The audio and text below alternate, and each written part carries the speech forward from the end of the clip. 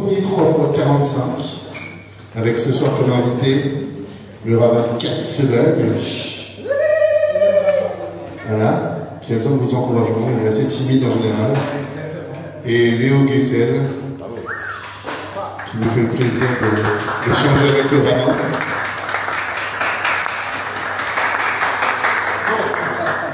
Gad, on a déjà fait les premiers applaudissements, c'est très pour toi. C'est lui qui a gagné. Okay. Allez, on va y aller tout de suite, il se rince le gosier, on va commencer. Tous les coups sont permis, Gad versus Léo, c'est parti. Les catégories de points, ils sont pas... On va pas te le dire en avance, c'est un approbement quand même, on ne serait pas mieux. Bonjour à toutes et à tous, merci beaucoup d'être venus déjà. On est très... quand on se lance dans un projet, on ne sait jamais à quoi s'attendre. Et de voir des si belles personnes, aussi nombreuses, c'est un plaisir, je suppose un plaisir partagé. Alors, j'ai été sympa avec Léo. Léo, c'est comme un frère, comme un fils, j'ai été sympa. Je voulais qu'on ait je voulais qu'on partage avec des personnes cette réflexion, ce débat entre guillemets entre la Kabbalah et le pragmatisme. Et je me suis dit je vais prendre la partie qui n'est pas forcément la partie ni que je maîtrise ni qui me plaît particulièrement. Je ne suis pas un kabbaliste pour un sou. Mais je me suis dit, je ne vais pas donner à Léo, parce que Léo, il aurait accepté tout ce que je lui aurais donné, pour le plaisir de l'exercice. Mais je me suis dit, je ne vais pas donner à Léo à converser comme ça sur un sujet, sur une partie d'un sujet qui ne lui plaît pas. Et donc, du coup, j'ai endossé ce rôle de parler donc de la Kabbalah. Est-ce que tu veux faire une introduction avant l'introduction? Pour dire bonjour à ton auditoire ou, Mais je suis très content que tout le monde soit là. Marc, je suis très content que tu sois là. Ça me fait vraiment plaisir. Et voilà, je suis très content. Et je suis très content de pouvoir partager cet échange avec Gad, sans lequel je ne pourrais pas être là aujourd'hui. Tu veux qu'on prenne le micro vraiment?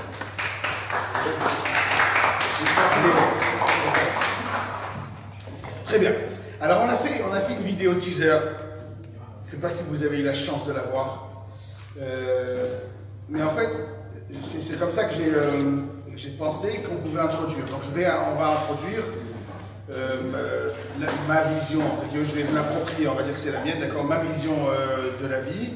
Il va introduire sa vision russe de la vie, ouais. Et vous verrez que le thé marocain est bien meilleur que la vodka. Ouais.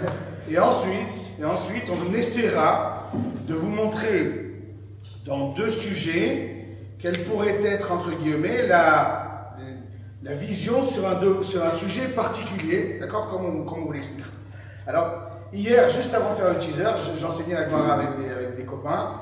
La Gemara Brachot, elle nous raconte qu'il y a un monde, qu'il y a Hachem, il veut répondre à une réaction des Juifs. Les Juifs se sentent abandonnés. Les Juifs, alors c'est énormément d'actualité, les Juifs se sentent abandonnés, Shechoura et Azouva, ils se sentent abandonnés, ils sont oubliés par Dieu, et donc ils viennent dire à Dieu, écoute Hachem, tu nous as oubliés. Et Dieu leur répond, vous êtes fous. J'ai créé un monde, 12 planètes. Et là, il y a une liste. Alors, je ne vais pas donner les... Chaïl, il y a des légions, des Raaton, des Karton, des Gastera, 36 500 Kochavim. À chaque planète, il y a des milliers de protecteurs. Donc Dieu a créé un monde qu'il chérit, qu'il aime. Ce monde, il lui a donné 6 jours de création. C'est un monde qu'il chérit, qu'il aime. Il a dit, ce monde que j'aime tant, à qui je le donne, à toi l'homme. Et toi, tu oses dire que tu es abandonné? Cette Gemara, elle met, d'une certaine manière, elle remet un petit peu certaines choses en perspective. On oublie parfois, entre guillemets, que ce monde est incroyable et que ce monde a été donné, après 6 jours de création, à un être humain. Vous, moi, avec tous nos travers.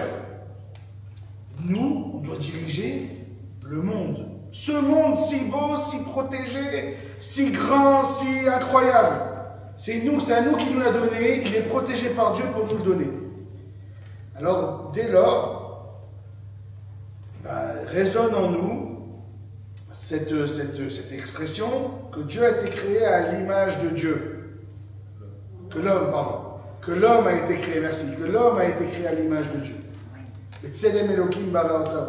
Hachem a créé l'homme à son image. C'est-à-dire quoi à son image? Dieu ne mange pas. Dieu n'a pas de besoin physique. Il ne se repose pas, il ne dort pas. Alors, il ne serait pas en train de nous donner une forme de divinité? L'homme est à l'image de Dieu. Il est divin.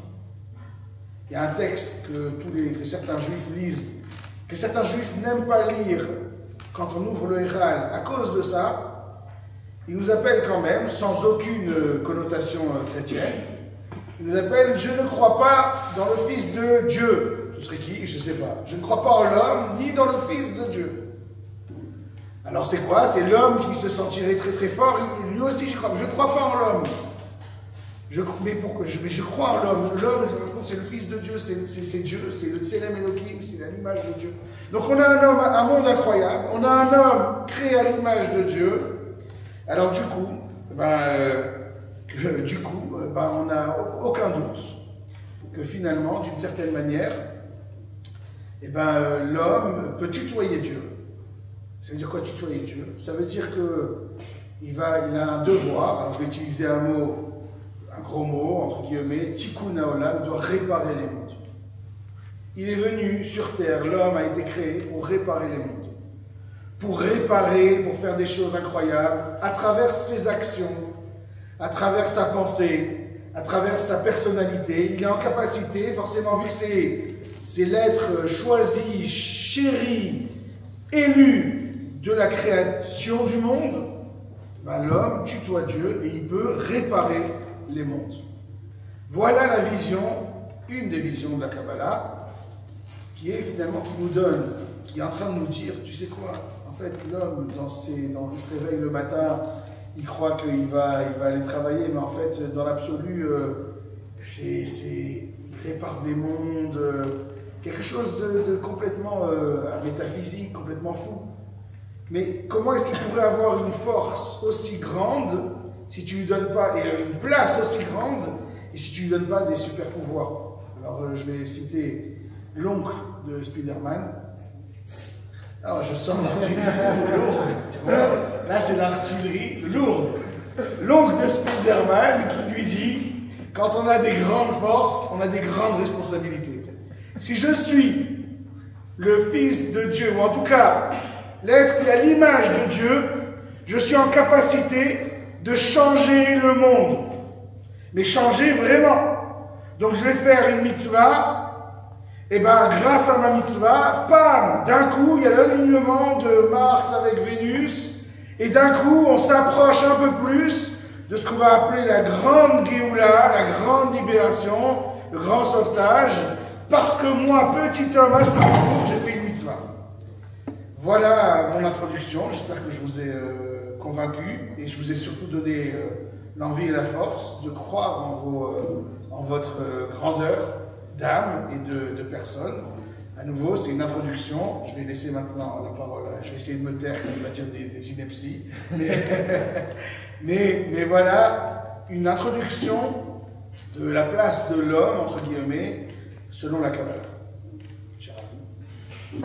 Merci Gad. Je vois qu'il y en a qui sont un peu tendus. Je trouve que c'est normal parce qu'on vient d'entendre quand même des propos assez forts. Et je pense que le point de départ de notre mésentente, mais d'idées seulement, parce que je sais que, bien sûr, ce serait justement cette notion d'être fait à l'image de Dieu. Parce que, comme l'a dit Gad, c'est une notion qui est très compliquée à cerner. C'est une notion sur laquelle les commentateurs s'interrogent, depuis toujours.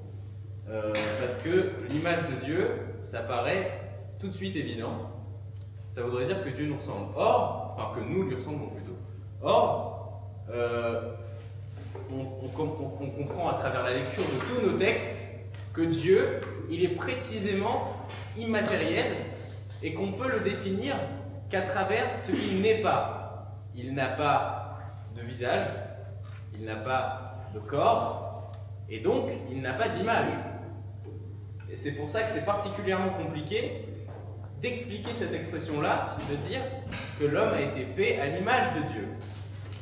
Et beaucoup de commentateurs, et surtout le Rambam, que je ne maîtrise pas très bien, mais je pense qu'il y a des idées clés quand même qui se dégagent, vont dire que cette notion d'être fait à l'image de Dieu, en fait, l'image de Dieu que nous avons en nous, en chacun d'entre nous, c'est quelque chose que Dieu nous a donné, qu'il a donné à personne d'autre, et c'est la raison. Dieu nous a différenciés de tous les autres êtres vivants à travers le fait qu'il nous a donné la raison, le discernement, l'entendement.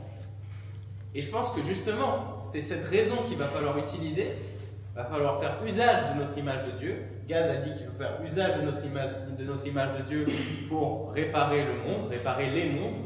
Et moi, je pense qu'il faut faire usage de notre image de Dieu qui est la raison pour donner sens à notre vie juive. Parce que la vie juive, elle occupe chez nous tous une place très importante de notre quotidien. Que ce soit des simples rites traditionnels, à savoir faire un repas de Shabbat en famille, ou bien un seder de Pessah, chanter une chanson, écouter de la musique juive, et jusqu'aux personnes les plus religieuses, qui pour le coup s'attardent, dans leur vie quotidienne, il y a vraiment un respect des mitzvot qui est particulièrement précis, et donc qui nécessite évidemment, qui prend une part importante du quotidien. Et donc, on est confronté à une série d'actions, à une série de comportements qui donc font partie de la vie juive, et on doit y donner un sens. Parce que, évidemment, qu'il y a cet idéal de dire, bon, je crois en Dieu, c'est la loi qui m'a donné, alors j'applique. Mais bon, on est des êtres humains, et évidemment que nous, il nous faut un langage qui nous parle. C'est pour ça d'ailleurs que le Rambam explique, on va à Dieu, le langage qu'on va lui attribuer dans la Torah, il est très humain. On parle de la main de Dieu, on parle d'un Dieu qui est puissant, on lui donne des attributs, des organes, alors qu'il n'en a pas. Et c'est précisément pour que nous, humains, comprenions avec notre langage à nous ce que Dieu représente. Et pareil pour la vie juive, il faut mettre des mots qui nous parlent. C'est pour ça que nous, on a choisi le mot pragmatique pour l'affiche et pour le titre de cette conférence-là qu'on fait aujourd'hui. Mais en vrai, le vrai terme, c'est pas vraiment pragmatique, c'est terre à terre. Il faut une approche terre à terre de la vie juive. Il faut qu'on puisse donner un sens qui nous est compréhensible et qui va nous permettre de faire les mitzvot en comprenant ce qu'elles valent pour nous. Et c'est pour ça que moi, la position que je vais défendre, ça va être celle qui va donner aux mitzvot un sens qui va être celui de se parfaire dans le monde dans lequel on vit. Parce que les notions desquelles parle Gad, par exemple les mondes qu'on doit réparer, le tikkun, etc., et plein d'autres termes kabbalistiques qu'on entend parfois, comme tikkun, tzimtzum, etc., et même des notions telles que la résurrection des morts, par exemple. La résurrection des morts, ce qui se passe après, le paradis, l'enfer, des termes qui a priori même sont particulièrement chrétiens quand on les entend comme ça. En réalité, c'est des choses qui sont très lointaines.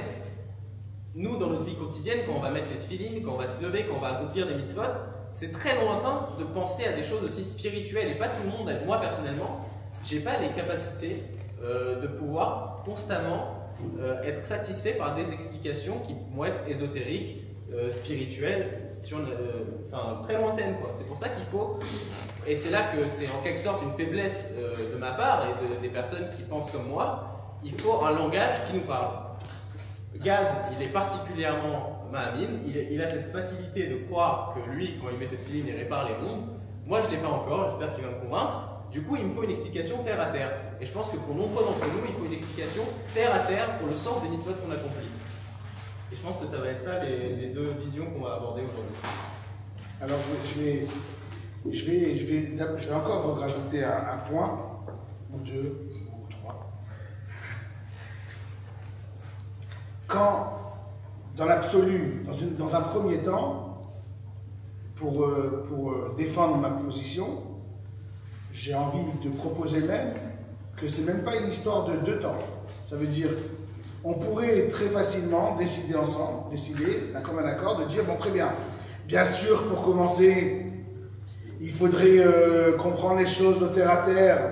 Mais avec le temps, tu vas commencer à comprendre certaines choses, que Dieu est grand, qu'il y a plusieurs mondes, qu'on s'attache aux malachim, aux anges, qu'on les imite parfois, etc.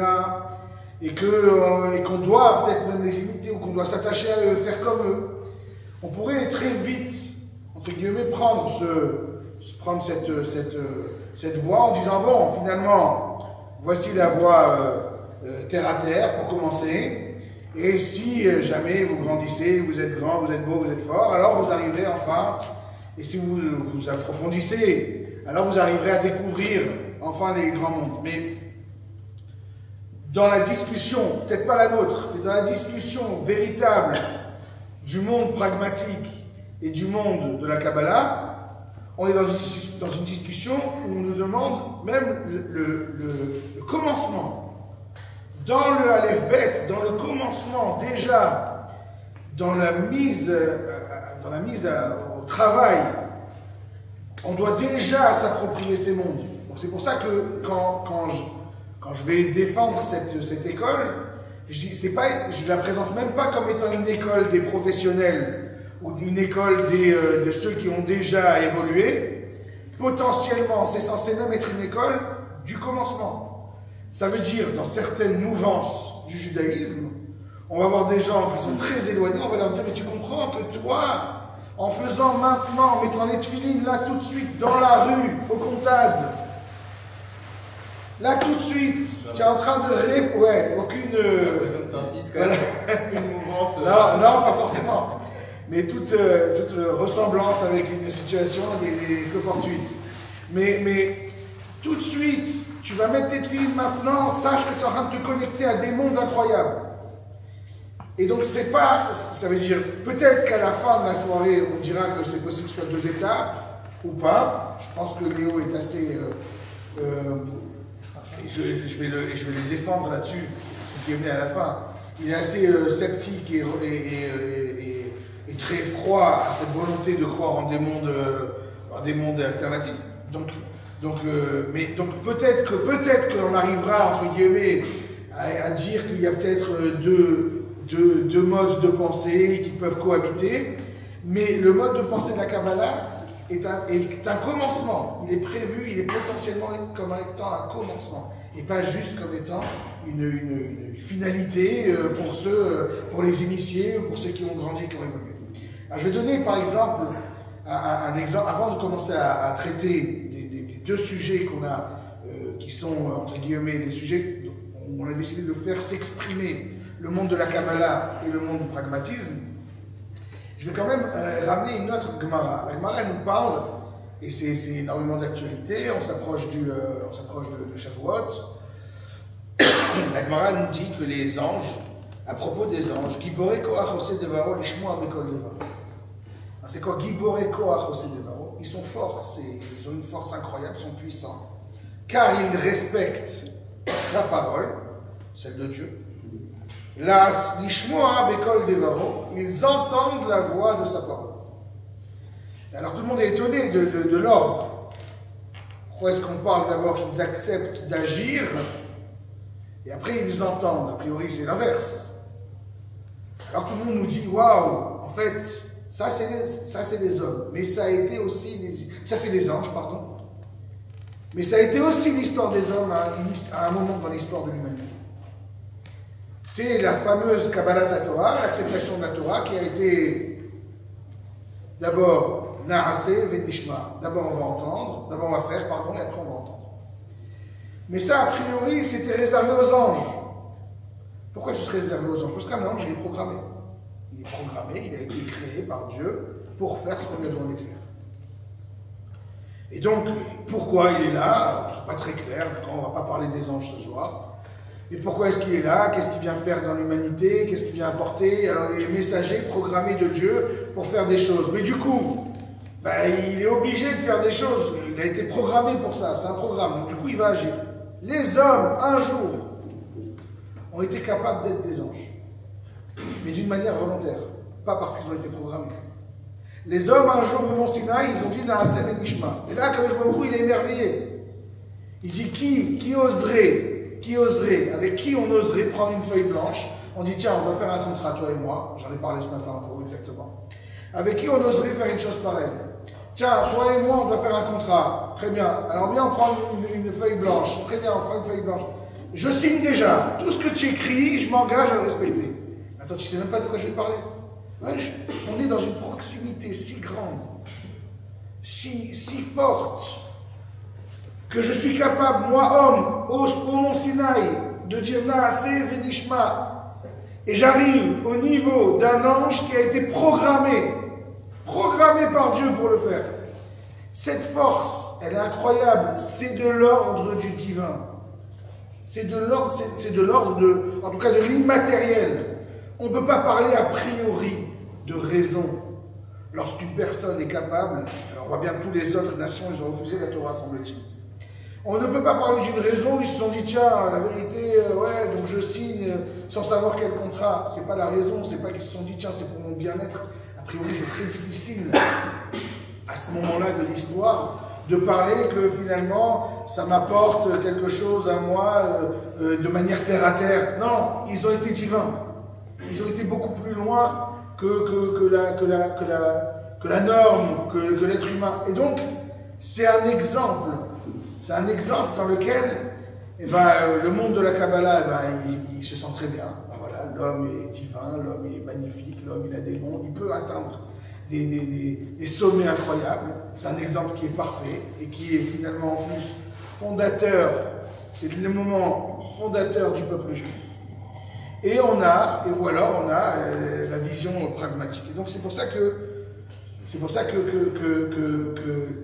à nouveau, donc je voulais donc rajouter que l'école de la Kabbalah, elle est d'accord de le faire au début, en tant que débutant, et à part ça, de limiter un monde juste au pragmatisme, au terre à terre, c'est entre guillemets fermer les yeux à l'histoire, à la Torah, qui nous a parlé d'hommes qui ont été capables d'être au même niveau que les anges.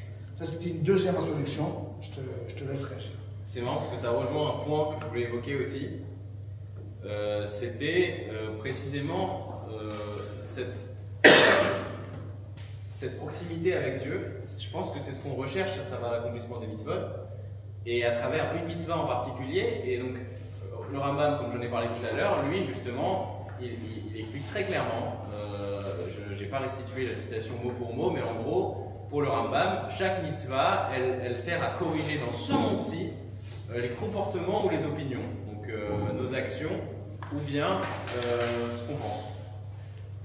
Et il y a une mitzvah, donc chaque mitzvah a sa valeur, son utilité dans ce monde-ci, pour nous maintenant, pour se parfaire. Les 613 mitzvot, c'est 613 manières de nous parfaire dans le monde dans lequel on vit, ici, maintenant, tout de suite, et pas après, dans un univers lointain. Et il y en a une en particulier qui est l'exemple à son paroxysme de ce que je suis en train de développer, et c'est la mitzvah du Limud Torah. C'est une mitzvah d'étudier la Torah. Donc l'étude, donc, je pense qu'on tous ici, plus ou moins, on est confrontés à l'étude. Non, tous, vraiment tous, d'une manière ou d'une autre. Et étudier la Torah, c'est une mitzvah. On n'étudie pas juste la Torah parce que c'est intéressant. C'est à chaque fois qu'on ouvre un livre de Torah, on accomplit un commandement divin. Et ça on l'a dans un verset. On a un verset qui nous dit très clairement dans la Torah qu'il faut étudier. Et en plus, ce verset, on le connaît très bien puisqu'on est censé le réciter plusieurs fois par jour.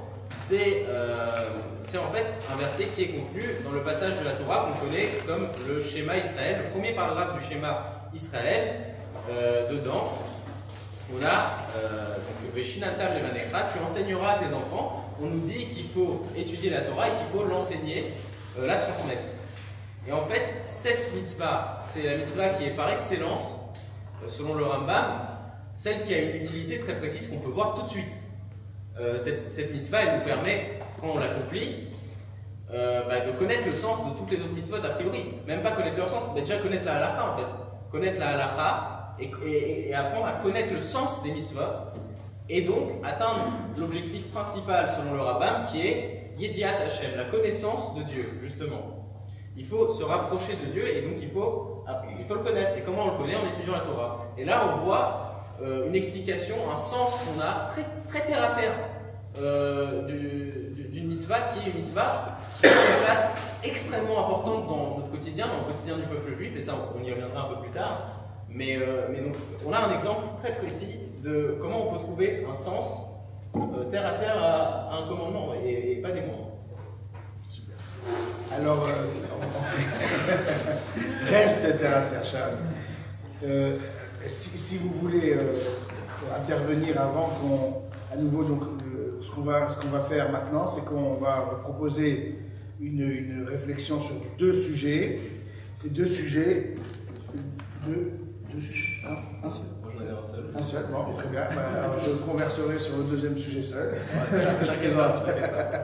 Mais donc sur deux sujets, pour essayer de voir, en fin de compte, que ça n'est pas que un débat théorique, entre guillemets, presque dans la pratique immédiate, on peut le ressentir. Si vous avez envie d'intervenir maintenant sur les deux introductions, vous êtes les bienvenus. Vous n'êtes pas obligé, vous ne vous sentez pas mal s'il n'y a personne, si vous avez envie, voilà, comme tu veux. Ah, tu veux? Allez, la Kabbalah, c'est un mouvement de pensée qui a un historique, enfin, c'est-à-dire qui commence à un moment, par qui, enfin, juste pour avoir un peu. C'est une bonne question. Bien joué ça.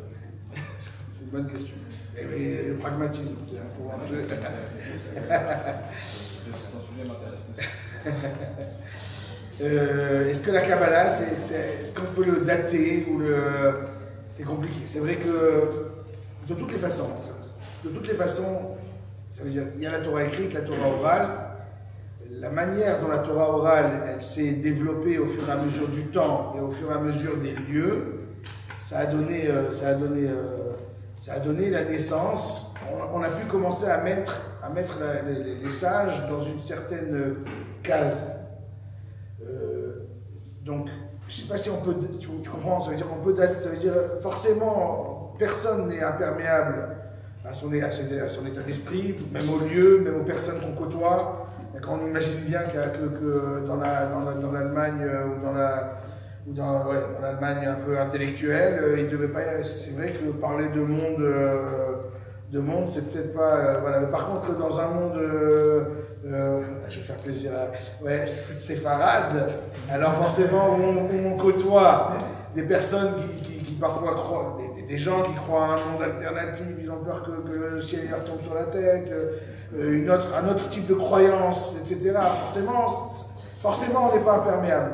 Donc il y a des textes, le Zohar en l'occurrence, le Zohar et le Harizal à Tzfat, donc c'est Rabbi Shimon Bar Yochai, ça c'est pour le Zohar. Le Harizal, il a vraiment développé ça. Rabbi Shimon Bar Yochai, c'était vraiment comme le Midrash ou comme la Gemara, c'est la même époque. Donc c'est une vision un peu plus mais le Harizal vraiment, donc c'est à la période de Rabbi Yosef Karo, donc à un moment où la Halacha aussi, elle a pris un essor incroyable. C'était en parallèle, donc c'est à ce moment-là qu'on commence à parler d'une Kabbalah. Et surtout on en parle parce que c'est au même moment que la Halacha, elle prend un essor incroyable, et on voit vraiment deux écoles de pensée avec deux maîtres qui se respectent beaucoup, mais qui considèrent qu'ils doivent rester dans chacun dans son monde. Le Harizal, il dit à Yosef Karo, il dit non, toi ton monde c'est la halakha, t'es pas obligé de venir dans mon monde, reste, je vais te donner deux, trois pistes pour que. Mais en fait, c'est pas grave. Donc c'est toujours difficile on peut pas dater. Mais l'état d'esprit, il a évolué. Je te laisse. C'est marrant parce que tu as parlé des mondes séparades, mais s'il y a bien un milieu dans lequel la mystique est omniprésente, c'est le milieu ashkénaze avec la naissance du chassidisme. Voilà, c'est vrai. Faites attention à ce que tu fais. Ouais, oui. Non, ça veut dire la mystique par rapport. Oui. Alors, à nouveau, je ne sais pas si on parle de mystique ou de Kabbalah. Je ne sais pas si on est obligé d'associer le côté mystique avec le côté Kabbalah. Je ne sais pas si c'est une traduction littérale. Mais en tout cas, c'est vrai que, alors c'est pour ça, à nouveau, le monde de Pologne et de Russie était un monde beaucoup plus. On voit ne serait-ce que les Polonais, à nouveau, cette cohabitation, elle a des répercussions. D'accord, on est à Strasbourg, j'ai décidé de parler de la Kabbalah, c'est pas forcément l'endroit qui est à Strasbourg, on est plutôt, voilà, on n'aime pas trop ce monde. Et à Paris, on serait tous venus pour te casser la gueule. mais donc oui, le côté un peu plus vivant, un peu plus humain, entre guillemets, plus fort, moins intellectuel du côté russe et polonais, a donné une place très forte à la Kabbalah aussi, d'une certaine manière, ou en tout cas au Harizal, c'est évident, et donc à la Kabbalah. Mais donc voilà, la Torah orale, finalement, elle est l'expression. La Torah orale, l'objectif de la Torah orale, c'était finalement que j'intègre quelque chose, que je le transmette. Mais à la seconde où j'ai demandé à intégrer quelque chose de le transmettre, forcément, mon état d'âme, mon état d'esprit, etc., ils vont transpirer dans ma et le lieu aussi dans lequel j'évolue. Donc c'était une évidence qu'avec le temps, même si on croit tous que toute la Torah est vraie, c'était une évidence qu'avec le temps, il allait y avoir des nouveaux courants de pensée, entre guillemets, avec des petits et parfois des grands écarts, mais des petits changements. Justement, là, tu as fait la distinction il y a 2 secondes entre la mystique et la Kabbalah, donc c'est pas forcément la même chose. Et ce que je trouve intéressant en fait, c'est que depuis le début, on le présente comme une opposition ou comme une évolution. De commencer à un stade, arriver à un autre, ou que ces deux mondes ne peuvent pas se rencontrer. Mais en fait, je trouve que on a parlé du Rambam avant, on le cite souvent pour l'exemple du rationalisme. Le Rambam, justement, quand tu lis ce qu'il écrit, par exemple, quand tu vas dans les Karenuna, il sort complètement du rationalisme concrètement. Est-ce que c'est pas plutôt un truc où, comment dire, ces deux regards que tu peux porter sur la vie selon les sujets dont tu parles, selon la question dont tu traites concrètement? On a remis tout à l'heure, j'ai bien expliqué, j'ai repris. Et ces deux mouvements de pensée qui commencent à zéro. C'est pas un aboutissement. La Kabbalah ne se présente pas comme étant c'est pour les initiés, c'est pour les plus érudits, c'est pour les. D'accord ? C'est aussi pour les rationalistes et les pragmatistes. C'est fait aussi, potentiellement, c'est fait aussi, exactement. Potentiellement, c'est fait pour tout le monde. Mais clairement, bien sûr que le Rambam, dans les textes que tu cites, que tu sous-entends, dès qu'on parle de Dieu, forcément, il est obligé, il n'arrive pas à rester dans un rationalisme terre à terre. On parle de Dieu, de sa pensée, de sa réflexion, de son savoir. Là, on est obligé d'utiliser. Et là même, il se dit, attention, l'être humain normal ne peut pas comprendre. C'est une évidence que... Et pour le coup, là, on est en train un peu de passer le cap pour aller direct dans ce qu'on va développer après.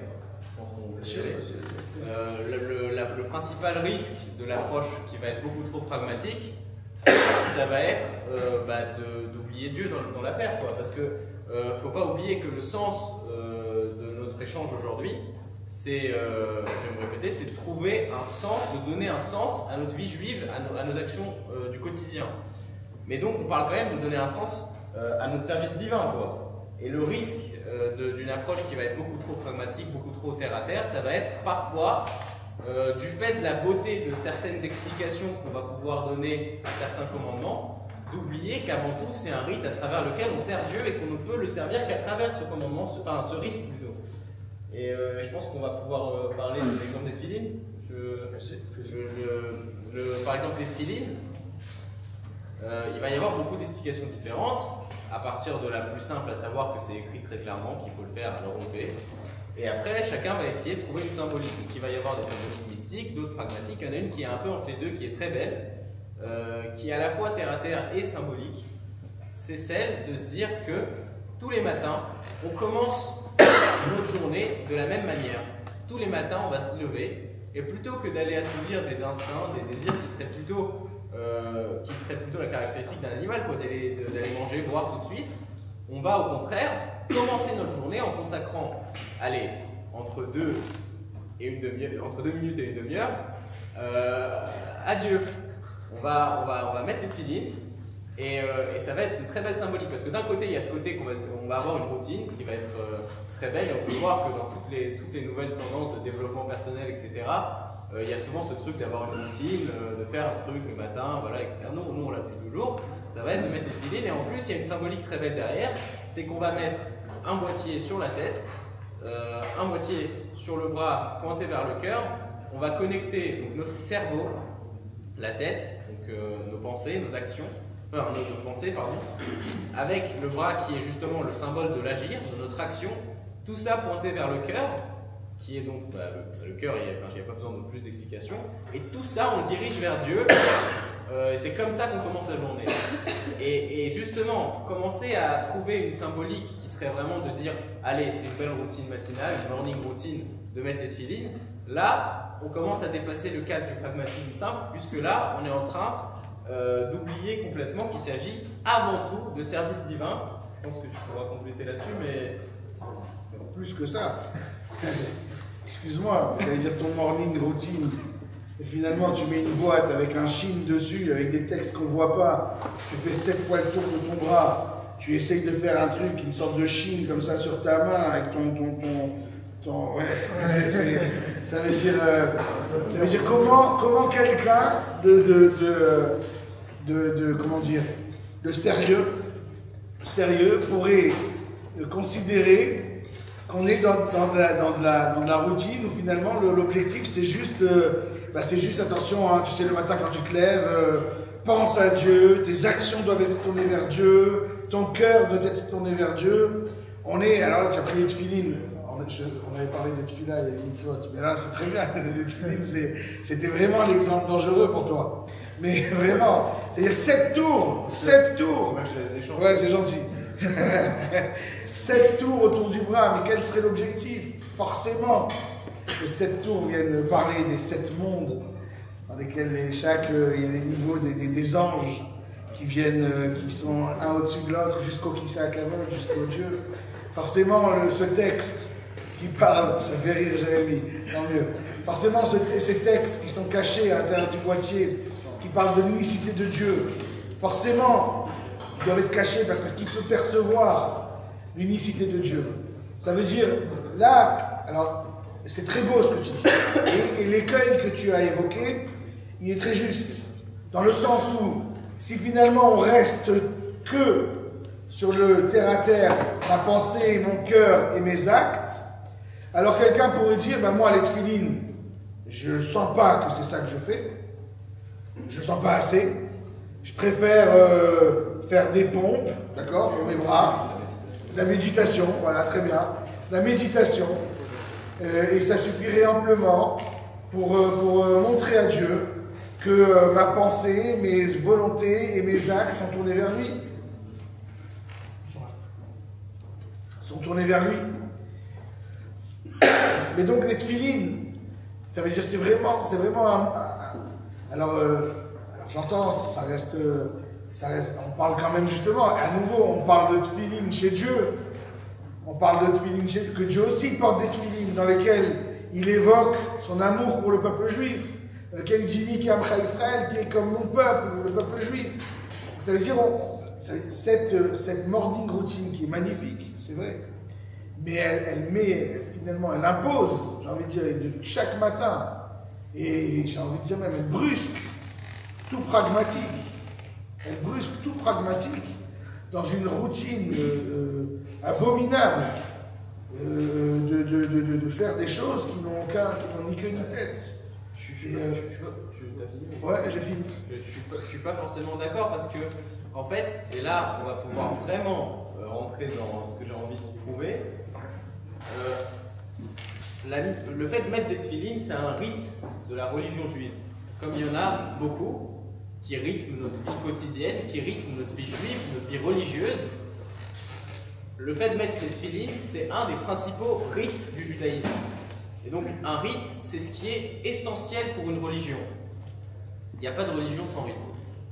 Parce que c'est ce qui rattache le croyant à sa religion. C'est ce qui lui permet de la pratiquer. Et je ne sais pas si je vais trop vite en besogne, mais la question de la tefila, qu'on avait prévu d'aborder aujourd'hui, c'est par définition un rite du judaïsme.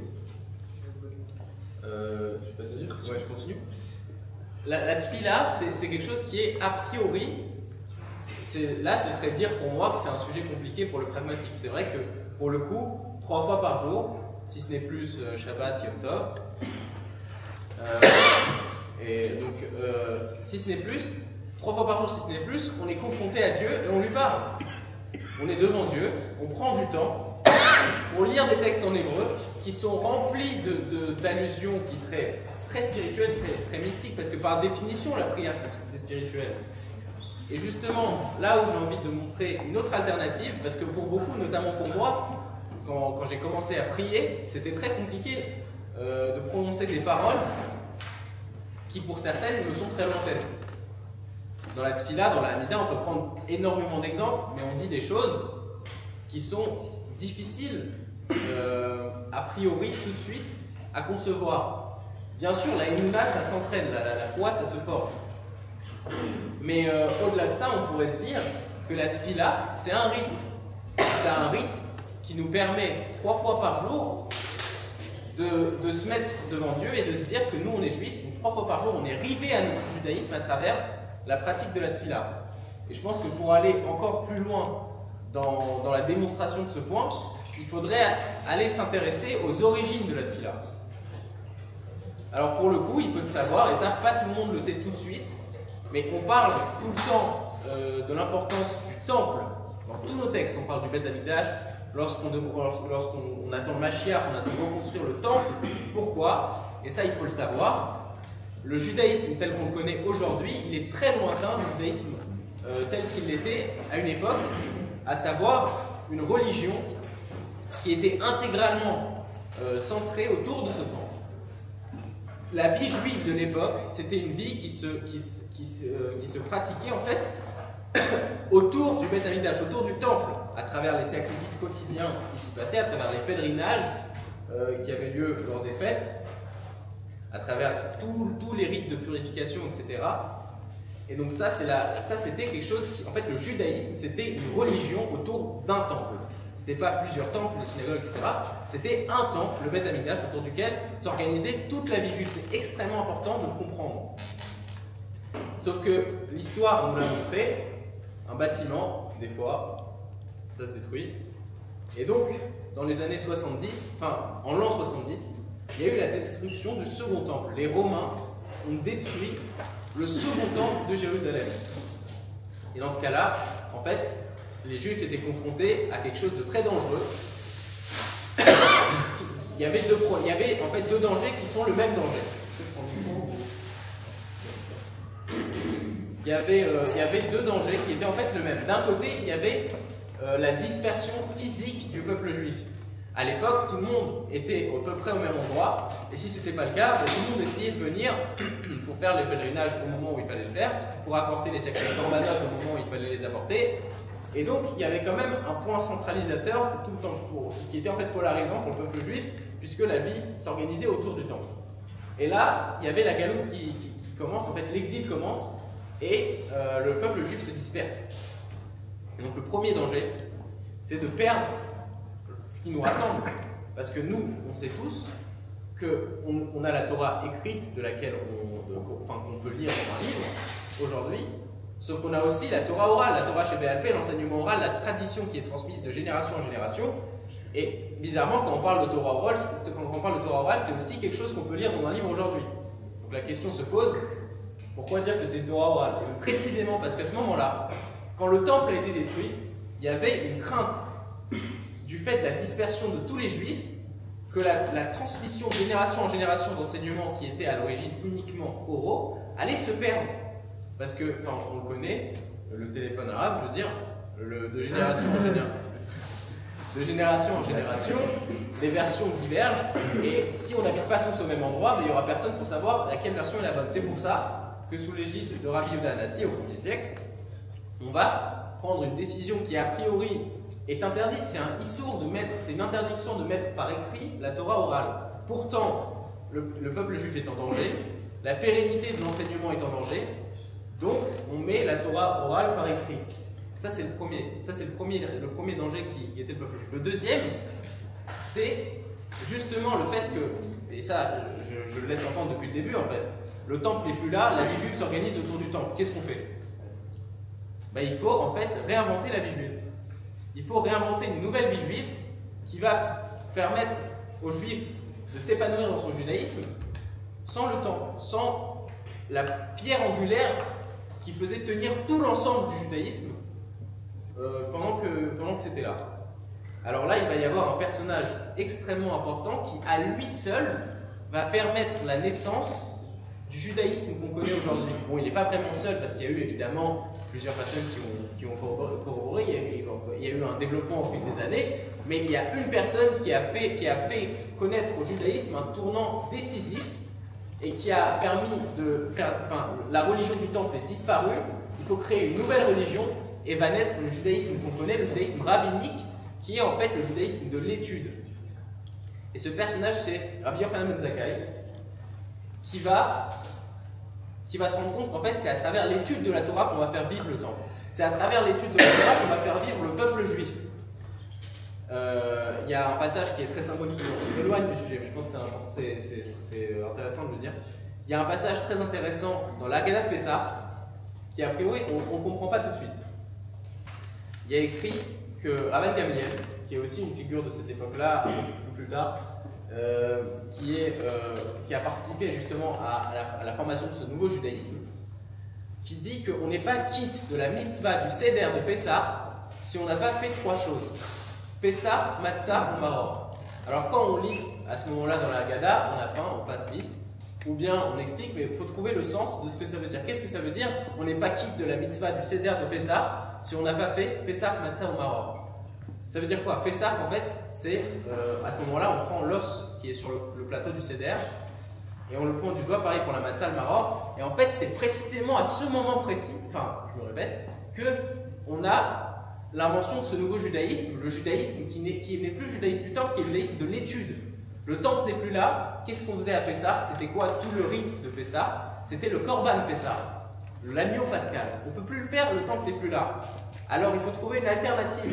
Et c'est ça, Pessah, Matzah ou Maror, c'est qu'on va prendre l'os et on va dire, voilà, ça, c'est ce qu'on ne peut plus faire, mais on va l'étudier, on va l'expliquer pour que chacun comprenne le sens de Pessah, Matzah ou Maror le soir du Seder, pour pouvoir comprendre que maintenant qu'il n'y a plus le temps, il faut l'étudier, il faut transmettre. Pour être quitte de cette mitzvah-là, il faut l'avoir transmis. Et donc, va naître le judaïsme de l'étude, le judaïsme rabbinique, celui qu'on connaît aujourd'hui. C'est pour ça qu'aujourd'hui, on attache, le judaïsme, il se fait à travers l'étude. Sauf que là, on a eu le côté de l'étude, sauf qu'il manque quelque chose de très important. Parce qu'on peut essayer de remplacer un temple par des livres. Faut quand même que le juif, il ait des rites. Il faut que le juif, il ait des rites, des manières de s'épanouir en tant que juif, des choses qui lui rappellent au quotidien, autour de lui, qu'il est juif. Et donc, ça va passer évidemment par des rites préexistants, comme les tefilines, mais c'est là qu'entre en jeu la tefila. La tefila permet donc aux juifs 3 fois par jour, si ce n'est plus, de se rattacher à sa religion, d'être rivé à son judaïsme. Il sait que tous les jours, à des horaires très précis, il doit consacrer de son temps pour le donner à Dieu. Et donc c'est ça la tefila. En fait, la tefila, d'un point de vue purement terre à terre, il y en a qui ont du mal à prendre du temps pour prier, il y en a qui ont du mal d'aller prier des minyanes alors qu'on peut le faire chez nous. Alors le sens pragmatique et terre à terre qu'on va donner à ça, c'est de dire que c'est ce qui nous fait vivre en tant que juifs. On peut prier seul, certes, sauf que quand on se rend à la synagogue pour prier les minyanes, on fait vivre la communauté 3 fois par jour, on se rattache, nous, à notre judaïsme, et on fait vivre la tradition. On n'a plus le temps, mais on ne peut plus faire des sacrifices. Par exemple, le korban mincha, c'est quelque chose qui se faisait tous les jours. Aujourd'hui, on a la prière de mincha. Donc tous les jours à mincha, on va à la synagogue pour se rassembler en minyan, pour faire vivre et prospérer non seulement l'héritage du temple, mais surtout notre vie juive à nous. Et je pense que c'est ça un point important sur lequel je voulais insister quand on parle de la tefila. Mon cher Léo, on a encore plein de choses à se dire, mais on essaye d'être respectueux du timing. On a parlé largement 3 quarts d'heure. Si je puis me permettre, et je te laisserai encore la parole si tu veux pour une phrase de conclusion, mais si je puis me permettre, alors Chazak, d'abord Chazak, et encore Chazak. Mais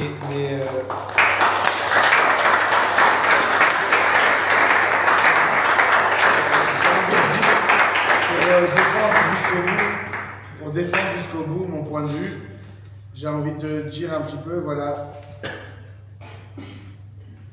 notre présence ici, toi et moi, ensemble, pour parler ensemble, est quand même la preuve vivante des capacités infinies que l'homme a en lui.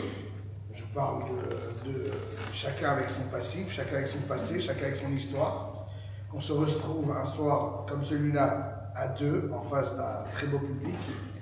Ça montre combien est-ce que finalement on a ce que j'ai appelé le Tselem Elohim, et que tu pourras appeler la force de caractère, la force de l'envie, ce que tu veux. Et ce que je vais appeler, en fin de compte, on a tous, chacun d'entre nous, a en nous une neshama, une âme qui brille très fort, qui peut briller très fort, alors c'est des mots. On a une force incroyable et infinie qu'on doit être en capacité d'accueillir, de travailler et d'essayer d'évoluer, de grandir. À nouveau, pour moi, c'est la phrase de conclusion, parce que d'une certaine manière, ce pragmatisme, ce limoud, il doit emmener justement à cette brillance et à cet élan qui est censé nous rendre, nous faire voler dans des sphères auxquelles on n'aurait jamais pu imaginer au début de parcours. À nouveau, c'est pas que c'est une fin de parcours, mais en début de parcours, et à nouveau, notre présence à tous les deux ici, elle en est un exemple vivant. Merci beaucoup d'avoir accepté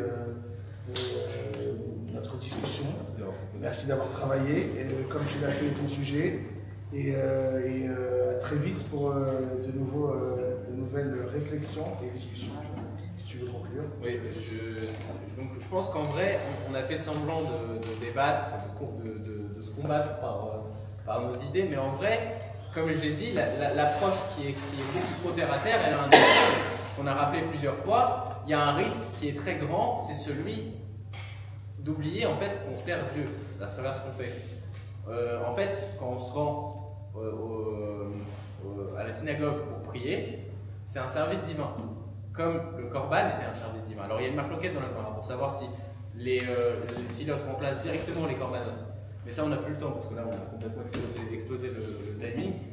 Mais je pense que la conclusion qui serait la bonne, ce serait de dire qu'il n'y a pas de bonne ou de mauvaise situation.